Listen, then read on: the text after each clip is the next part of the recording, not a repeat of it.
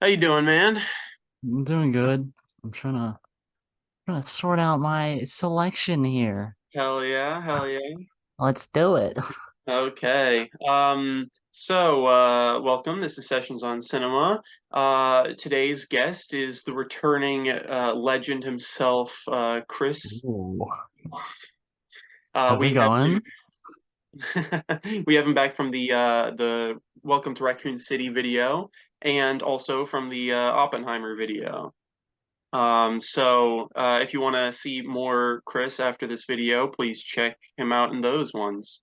Today we'll be doing a Criterion Hall video, so we'll just be taking turns talking about some of our favorite picks out of the things that we picked up during the Criterion sale at Barnes and Noble. Do you want to start us off, Chris? Sure. Go with my first pick. I feel like this is like a draft. Like this is my first draft pick. I see it from that poster in your background. It is Par Parasite. Oh Let my me get the God. slip Oh cover my God, off. it's literally it. Oh my God. Picasite. But yeah, I saw it on the sale and all that. And oh whoa, I didn't even notice that there's like black lines covering them in the front, and then there's like white lines covering them on Yeah, the that's sick. even more reason to be peak. But yeah, I got this because I mean it was on the sale, and I never like really saw it before, but I was just obviously I've heard it's like amazing and all that. So I went on a pirate cruise of sorts, if you catch my drift.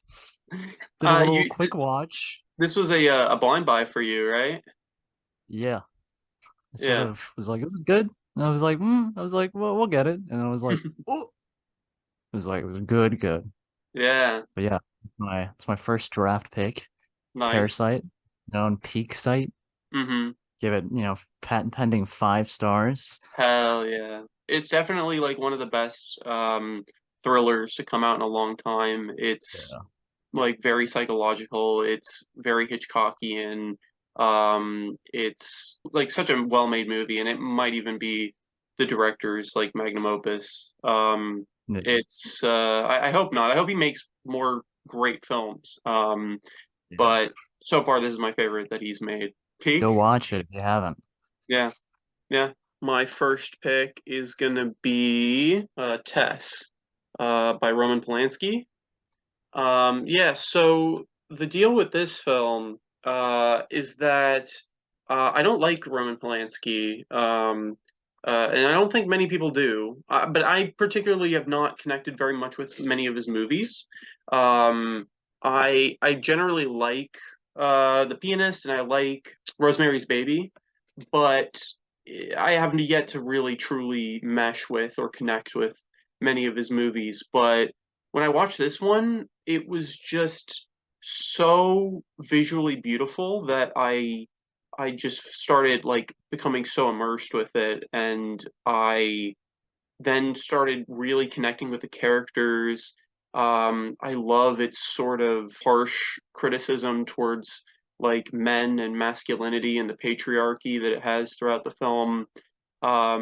Yeah, it's just a really beautiful movie in all regards, and I think it's his best movie, easily. No, Tess blew me away. It really blew me out of the water. My second draft pick is one of 3 different criterions I got from the same director. And that is boom boom boom boom. The Yeah, Grand Sigma Hotel. yes, And absolutely. oh, slipcover. But yeah, I got this one just because I really like it. Sorry, oh my God. You can see him in the bath. He's Oh, just that's like funny. going the wrong way. He's just chilling. But yeah, I got this one because I mean I've seen him before. Really love the movie. And I mean I didn't have like a Blu-ray or DVD of it. So I was like, maybe I'll just it's on sale. Might as well buy it. Because I think I've looked at it before and I mean it's been on sale, but I think like it's maybe like 10-15% off, which is not that much compared to like the 50% off sale that was going on. Hmm. So yeah, I just got it because I really love the movie. And I would say I really love the director, but I don't know if I've seen like every single movie of his, but I've seen a good amount, I want to say. You've seen a good amount, So I know that for sure. yeah.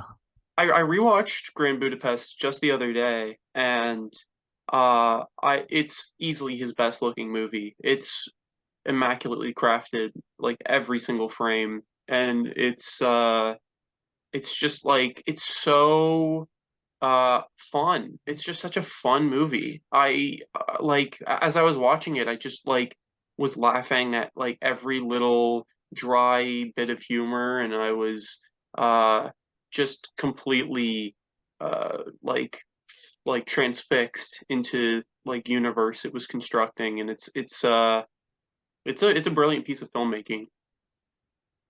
Yeah. I Yeah. still love the one line when they're like, the police are here, and then he just dips. Yeah. It's like, My next pick is gonna be uh Down by Law by Jim Jarmusch.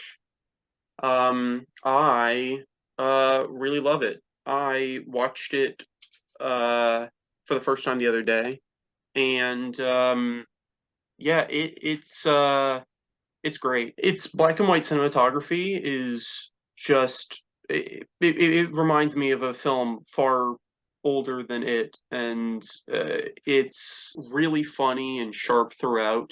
And I think like how it critiques masculinity, like in particular, like you have the these two characters who are separated, and they both of them go through similar situations where they both have like an unhealthy relationship with their spouse, and then they end up committing crimes, going to jail, and as they end up doing that, they become by chance their two crimes land them in the same cell, and because they're so like hyper masculine, they can't see that like they can't manage to relate with one another. They can't manage to help each other out in any point throughout the movie.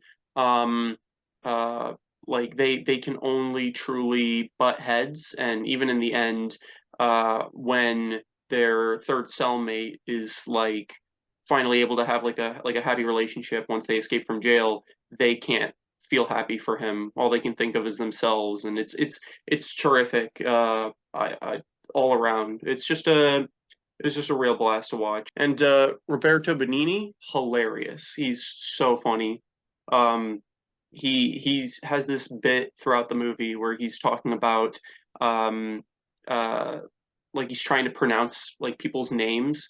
And the two of them, one is Jack, one is Zach, and with his Italian accent, he pronounces it exactly the same. And oh my so they God. constantly get it confused between the two, and and it's just really funny. It's a really funny movie, and there's this one scene where they're all just going absolutely crazy in their cell, and they're running around in a circle screaming, "I scream, you scream, we all scream for ice cream." And it's I think it's a I think it's a perfect piece of filmmaking right there. My next giraffe pick, giraffe number three. Wait, we'll show you the slip cover and then the thing. It is in a metaphorical drum roll, please. Another Wes Anderson movie. Oh boy, Surprise, surprise. Moon Moonrise Kingdom. so good. What a classic. Then we got all the oh god, oh hold on. We got all the faces, Oh, that's awesome. all the people, all the Sigma himself.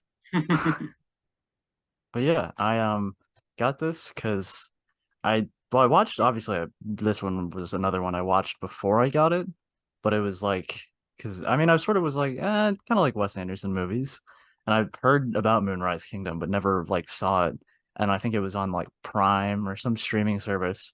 So I was like, oh, I'll check it out, and I was going in like, okay, I'm probably gonna like this at least like a little bit just because I like the director, and I just really loved it at the end.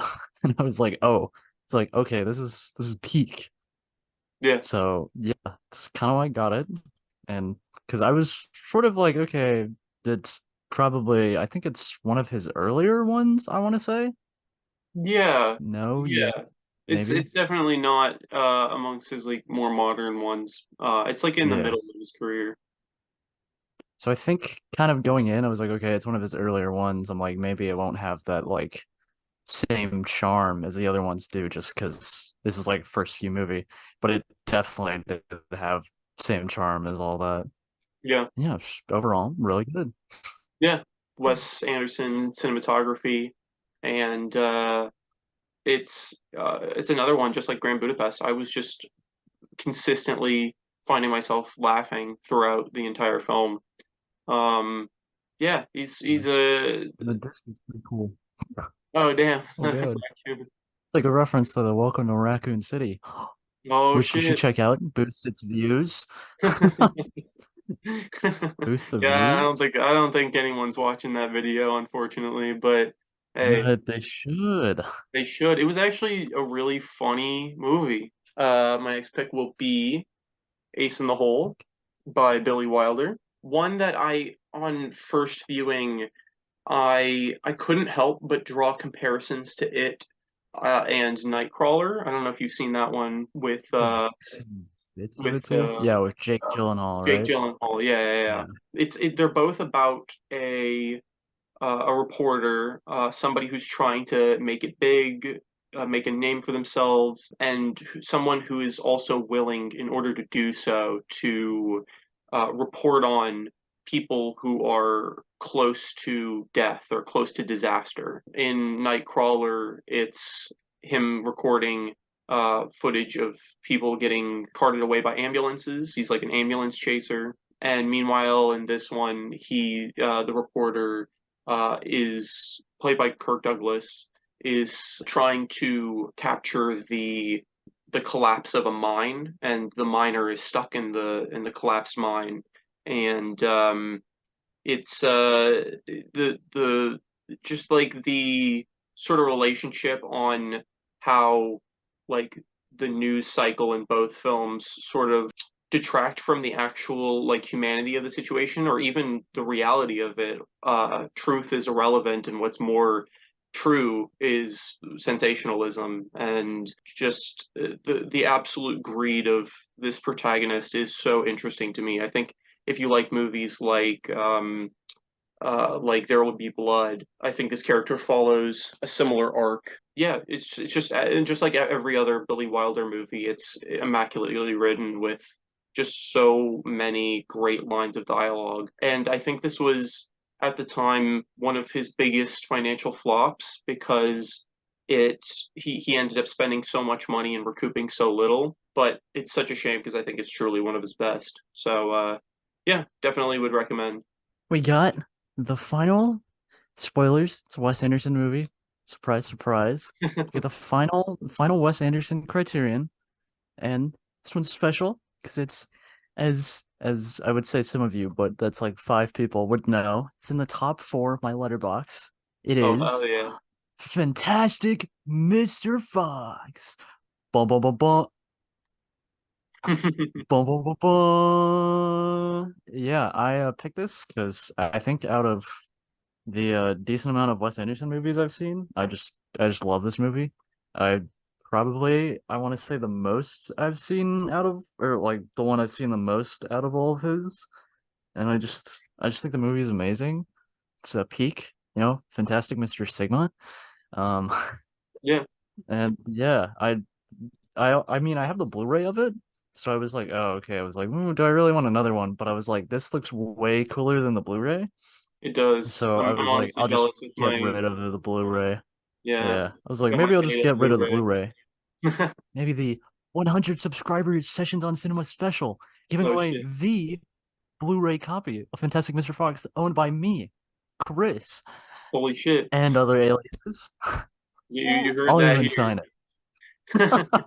I'll even sign it if you want. Go But yeah, sign no, it. I picked it up just because I saw it, and I was like, oh, it was like I kind of on the Blu-ray already, and I was like, I mean, I think it's also the Blu-ray version. I want to say, oh, the disc looks cool. Hold on, the disc also has the tree, as you can see in my like really bad quality right now.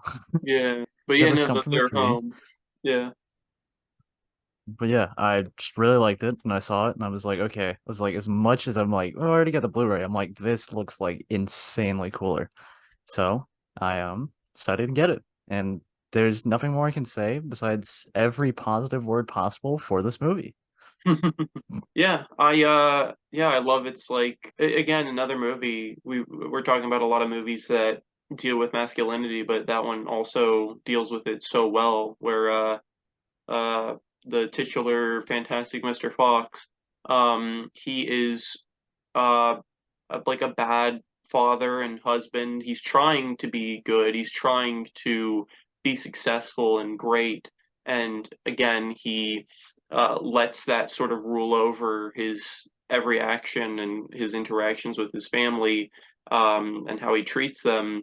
And it's nice to see him grow as a character. It's nice to see him um, sort of learn from his own past, but at the same time, the movie sort of offers that maybe he is just an animal, and maybe animals are just that and can't be changed. And I don't know, I think it's great. I think it's a it's a really fun movie. I love the scene where they're around the office table, and it's him and Badger, Mr. Badger, and they're just like barking at each other. That shit's hilarious. Some may say this movie is fantastic. Some people might say that. Okay, I'll go into my next pick. That'll be The Magnificent Ambersons by director Orson Welles. I don't know if you've seen any of Welles' films. Have you seen Citizen Kane yet? I've not. Okay. Well, I don't know if you've heard this, but it's kind of the Citizen Kane of movies.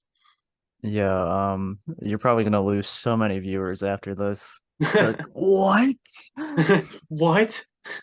But my They're gonna hero, the Christopher Boo, he was supposed to they're watch gonna all the classics. What happened? they're gonna downvote Raccoon City now. Oh no, Oh, come no, on. not Raccoon City. Anything but my child. No, Magnificent Ambersons is great. I actually think it might be, and this is a hot take. I think it might be almost as good as Citizen Kane. Um, I think that the sort of not only is like the cinematography some of Wells' best ever. Um, I think that like coming off of Citizen Kane, he felt like he had to continue to one up himself. And despite there being extreme, infamously so, studio intervention with this film, where the movie was torn to shreds and some of the missing footage has never been seen. But I still think what we do have pieced together, I think because of its almost Frankenstein like structure, it makes every turn that happens in the plot all the more surprising and interesting. And I think it also has an unexpected way of relaying the themes of the film. Um, and I just really love it. I love it in all regards, and how it sort of comments on the the the sort of ushering in of a new era and the danger that comes with it. Um, yeah, no, it's great. Um, can highly recommend it. Watch it You after watch it? Citizen Kane. Yeah. You got to watch Citizen Kane. That's like a must watch. Do you want to go into our final pick? It's a shared pick from both of us. We Final both got pick. it during this sale, and that'll be. I'll let you go first, or actually, we Boom, could boom, do boom, it boom, on the count boom. of three. Okay, Okay. one, two, One, and two, three. three. Drive my Drive car. my Oh, peak. peak. Eek. But Yeah, yeah, this one, sort of like Parasite, was also a bit of a blind buy. I would say technically, because I kind of hadn't seen the movie yet when I bought it, but I at least read the short story, which is insane that it's like 20-ish pages. And this movie is like almost 3 hours. And yeah. it's like, okay, he just cooked a lot. He cooked a lot. It's insane how it relays so much character depth within relying on so few pages of source material.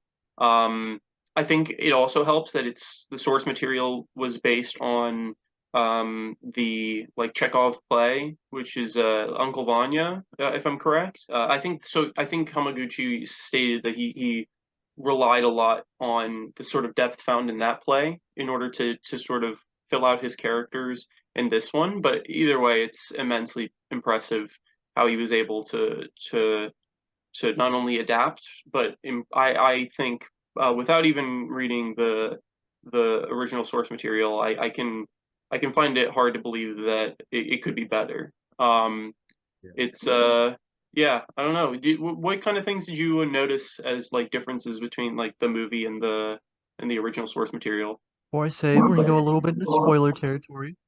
So if you haven't seen the movie, what are you doing with your life? Go watch Yeah, it. yeah, But one thing I know from the very beginning was the whole like introduction where it was with I'm pretty sure the main character's name was Yusuke. I want to say that sounds right. And it was all this stuff with him and his wife. Because I know in the story they sort of I think showed like bits of it and like just talked about it, but it was like more in depth showing him all the stuff. Like I know they obviously mentioned when she passed, they mentioned a bit of like how she was interacting with other men. Wink, wink. Um, but yeah, they never really, from what I remember, I might just be forgetting because it's been a bit since I've read it, but from what I remember, they didn't really like go super in detail. It was sort of just like the story. I'm pretty sure it kind of just throws you in like this is Yusuke and he needs a driver because he had the like problem with his eye and all that. hmm And then I think they also did more with the one guy that was basically cheating on Yusuke or cheating.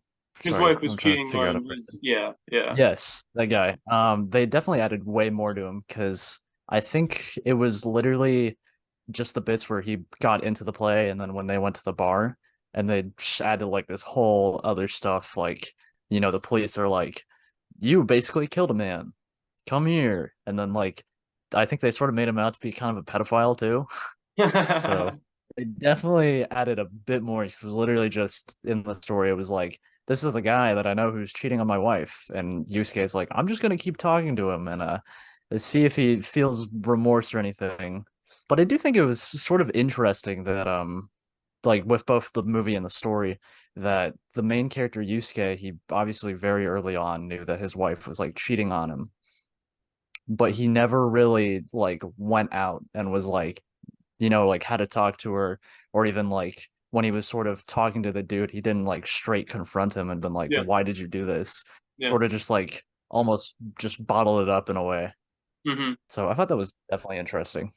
Yeah, yeah. I think there's constantly a lot of repressed emotions throughout the entirety of this film.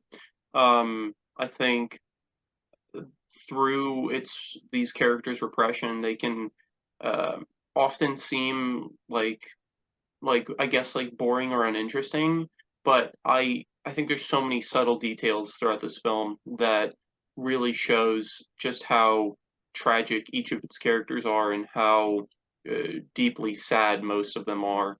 Um, Even when they're pretending to be happy or celebratory, I think they come off as sad and pathetic. Um, and yeah, it's so good. I think like Yeah. one of my favorite things about the movie is that like during my viewing experience, I was watching it in theaters, and the I was sitting there, and I was like trying to pay attention to all of the dialogue about like the girl and the eel, and I'm watching it, and then it gets to the 40-minute mark, and then it plays the opening credits, and I'm like, Yeah. oh my God, am I gonna like is this entire movie gonna be like this? And no, it truly I think goes into some really deep places that I'm so glad I stuck through it with. I'm glad that it is as long as it is. I'm glad it takes its time and it kind of warns you with like flashing red lights essentially that this is going to be a Yeah. slow burn and you're going to have to give some patience to it. But um, it's so worth it, and that